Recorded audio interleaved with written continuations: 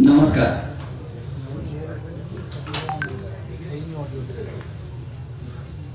इस मंच पर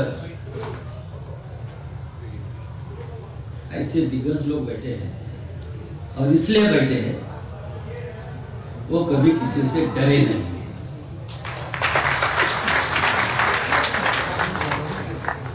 और हमारे सामने भी जो लोग बैठे हैं केजरीवाल जी,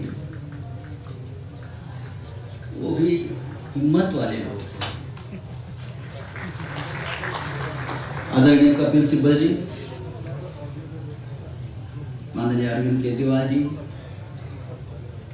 दिग्विजय सिंह जी आने वाले हैं जल्दी ही अभी, मेरे प्रिय डेरेक ओबराय जी, प्रिय संजय सिंह जी, और साकेत गोखले जी और 4 PM न्यूज के मेरे मित्र मिस्टर संजय शर्मा जी, और जिसने ये किताब पब्लिश करने की हिम्मत दिखाई, ये न्यू एरा पब्लिकेशन के मेरे मित्र शरद कांगड़ी, बहुत लोगों ने किताब रिजेक्ट की कि हम पब्लिश नहीं कर सकते, ये निकालो, ये कमी निकाल दो, ये निकाल दो। लेकिन ये जो आदमी है उसने बहुत हिम्मत से काम किया और जो मैंने लिखा वो वैसे के वैसे पब्लिश किया। हम कॉन्स्टिट्यूशन के अपने प्रोग्राम कर रहे हैं और जीबी मावलंकर ऑडिटोरियम है। नई जनरेशन को शायद मालूम नहीं होगा कि मावलंकर जी है लोकसभा के पहले स्पीकर थे और एक मॉडल स्पीकर थे। और जो हमारा आज का जो पार्लियामेंट्री प्रोसीजर है या डेमोक्रेसी सिस्टम है पार्लियामेंट में, वो बनाने में मावलंकर जी का बहुत बड़ा योगदान रहा है। लेकिन जब हम आज के पार्लियामेंट देखते हैं तो बार बार हमको मावलंकर जी की याद आती है। सर, आज जो किताब का विमोचन है, ये जो किताब है अनलाइकली पैराडाइज, ये भी हमारे लड़ाई का एक हिस्सा है। किताब के बारे में मैं ज्यादा नहीं कहूंगा। मराठी में ये किताब पहले पब्लिश हुई है, 6 महीने से वो किताब बिक रही है, रिकॉर्ड ब्रेक है मराठी में। लेकिन लोगों का कहना है कि और भी लोगों तक ये संघर्ष जाना चाहिए सबका। ये मेरा संघर्ष नहीं है, सिर्फ ये केजरीवाल जी का भी संघर्ष है, ये साकेत गोखले का भी संघर्ष है, ये संजय सिंह का भी है, ये मनीष सिसोदिया का है, ये सबका संघर्ष है। और हम लोग जेल में गए और भी लोग जेल में जाएंगे, लेकिन अब उसमें इतनी हिम्मत नहीं है और लोगों को जेल में डालने की, क्योंकि हमने लोगों का डर खत्म कर दिया। कपिल सिब्बल जी, ये लड़ाई जो है, ये लड़ाई आसान नहीं थी जब शुरू हो गई थी। 1-2 साल पहले का देश का जो हालत थी कि लगता है आज ये जेल जाएगा या कल वो जेल जाएगा। जिस तरह से हमको घसीट कर लेके गए, सिटिंग मुख्यमंत्री इस देश के इतिहास में पहली बार हो गया कि एक चुना हुआ मुख्यमंत्री, इलेक्टेड मुख्यमंत्री, दिल्ली जैसे कैपिटल सिटी का, राज्य का, उनको उठाकर लेके गए।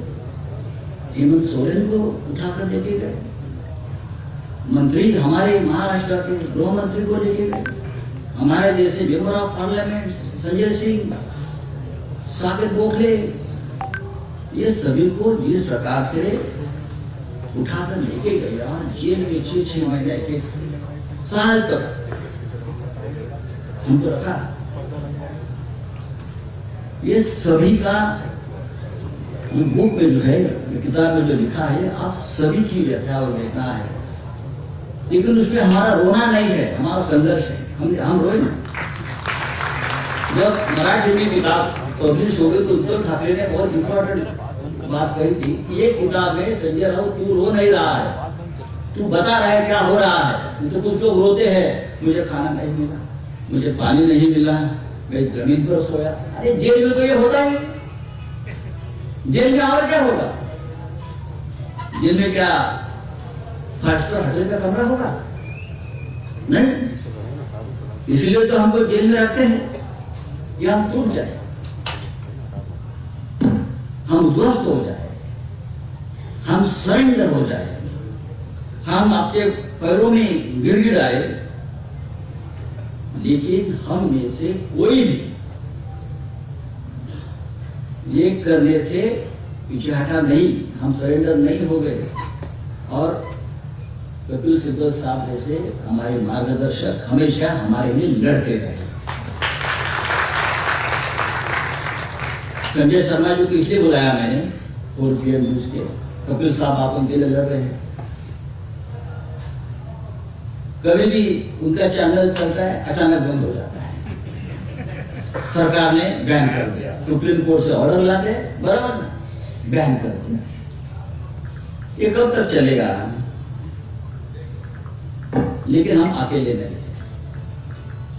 धीरे धीरे देश का माहौल बदल रहा है। आज बहुत दिन के बाद हमने नरेंद्र मोदी जी को लोकसभा में देखा है। बहुत दिन के बाद वो भी लोकसभा में आने से डरने लगे हैं। यानी जनता को और हम सबको देश के प्रधानमंत्री डरने लगे हैं। जो हमारे ऊपर जो बीती थी वो हम याद नहीं करेंगे, हम इंतजार करेंगे जिसकी वजह से हमको ये सब भुगतना पड़ा। एक दिन आपको भी वहां भेज देंगे।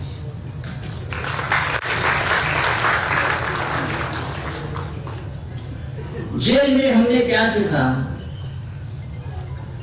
जेल में हमने ह्यूमन स्पिरिट कितना पावरफुल होता है। जेल में हर कैदी होता है, बहुत डेंजर कैदी होता है। आपको आर्थर रोड, आप बिहार में थे, आर्थर रोड की हिस्ट्री तो बहुत डेंजर है। आर्थर रोड की मुंबई में, वहां आकर ज्यादा समझता हमारा रियल दोस्त कौन है, हमारा शत्रु कौन है। जो अंदर बैठे हैं गुनहगार, वो हमारे शत्रु नहीं है। जो सत्ता पे बैठे हैं, जो पावर में बैठे हैं, वो देश के असल शत्रु, ये हम मानते हैं। और यहां जाकर एक और बात समझ में आती है कि जो सत्ताधारी है, जो प्रधानमंत्री है, जो मुख्यमंत्री है, जो देश के गृह मंत्री है, जो ईडी सीबीआई जैसे एजेंसीज के चीफ है, वो इतने डरपोक होते हैं, वो सत्य का सामना नहीं कर सकते। हमारे जैसे लोगों के सामने खड़े नहीं रह सकते। मेरा तो 10 दिन जब मैं लॉकअप में था ईडी का, तो मैं गुंडा था उनके सामने। आज हिम्मत है तो सामने, कोई सामने नहीं आता था, नो इन्वेस्टिगेशन। लेकिन हमको शेयर करना पड़ा केजरीवाल साहब को भी, आपको भी, साकेत, संजय सिंह को भी। और आज हम लोग बाहर आए तो लगता है देश भी एक जेल बन गया है। एक जेल से छूट गए, लेकिन बड़ी जेल में हम लोग। तो ये यहां बैठे हैं हम सब लोग, हमारी ये जिम्मेदारी है, ये जेल की दीवारें भी हमको क्यों नहीं पड़ी। किताब में जो मेरी कहानी है, वो मेरी कहानी नहीं है, वो हर निर्दोष पॉलिटिकल कैदी की कहानी है,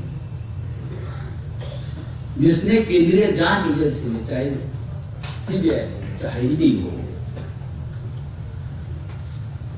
पॉलिटिकली फेक केस में फंसा है। वो हर कार्यकर्ता की आवाज है, पॉलिटिकल हर कार्यकर्ता की आवाज है, जिसे डराया, धमकाया, लेकिन वो कभी झुका नहीं। ऐसे हर कार्यकर्ता की एक कहानी है। ये देश के हर नागरिक की कहानी है, जो आज भी इस देश में लोकतंत्र बचने के लिए लड़ता है और गुलाम बनाने की जो कोशिश चल रही है, उससे संघर्ष करना है। ये अनुभव है, और ये अनुभव सिर्फ मेरा नहीं है, अनुभव साकेत आपका भी है, केजरीवाल जी का है, संजय सिंह का है, सभी का अनुभव है। मैंने सिर्फ एक किताब लिखी, लेकिन आप सभी ने लिखना चाहिए, आप सभी ने लिखना चाहिए, और लोगों तक, जनता तक, देश के बाहर भी इस देश में क्या चल रहा है, ये लोगों के देश के विश्व के सामने लाने की कोशिश करना चाहिए।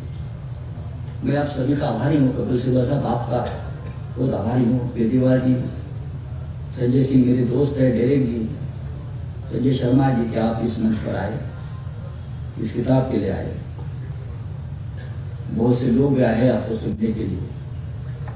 मैं फिर एक बार आपका आभार व्यक्त करता हूँ। थैंक यू, धन्यवाद।